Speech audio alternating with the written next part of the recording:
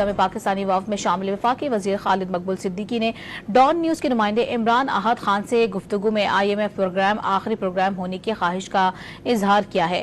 مزید بات کریں گے، نیو یارک میں موجود ہیں ڈان نیوز کے نمائندے عمران احد خان سے۔ عمران، بتائے گا مزید کیا کہنا تھا ان کا؟ اس وقت ہم اقوام متحدہ کی مرکزی بلڈنگ میں موجود ہے۔ وزیر اعظم شہباز شریف کی مختلف جو ملکی سربراہ ہیں ان سے ملاقات ہوئی، خاص طور پر بنگلہ دیش کے جو سربراہ ہیں ان سے بھی ملاقات ہوئی۔ اس کے علاوہ IMF کی جانب سے 7 ارب کا ایک پیکج دیا گیا ہے پاکستان کو۔ اسی حوالے سے ہمارے ساتھ وفاقی وزیر ہیں، آئیں ان سے ہی بات کرتے ہیں۔ بتائیے ڈاکٹر خالد مقبول صدیقی صاحب، ظاہر ایک بڑا پیکج ہے، اب کیا سمجھتے ہیں آئندہ آنے والے جو حالات ہیں ملک کے ہمارے، اس میں کیا بہتری آئے گی؟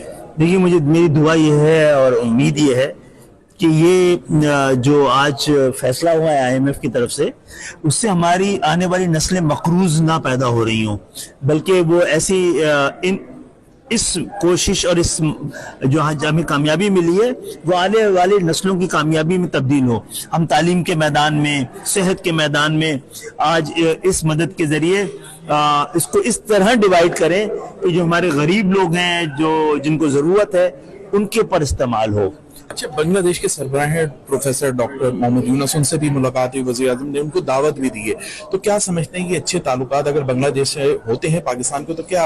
دیکھیں، بنگلہ دیش سے تو تعلقات خرابی کی کوئی وجہ ہی نظر نہیں آتی۔ وہ ایک 50 سال پہلے جو کچھ ہوا، وہ لوگ بھی تبدیل ہو چکے ہیں، وہ جذبات بھی تبدیل ہو چکے ہیں، اور میں سمجھتا ہوں کہ ان کے درمیان ہمارے درمیان تو قدر مشترک ہے، آپ کا اپنا حصہ رہے ہیں، اور بنگلہ دیش نے 20 سال میں جو ترقی کی ہے وہ خود بڑی ایگزیمپلری ہے، تو میں سمجھتا ہوں کہ بہت بڑی آغاز ہوا ہے۔ ہمارے ساتھ ڈاکٹر خالد مقبول صدیقی موجود ہے، ان کا یہ کہنا ہے کہ جو IMF بالکل اس رقم کو جو ہے وہ صحت میں اور ایجوکیشن میں جو ہے وہ خرچ کیا جائے گا۔ جی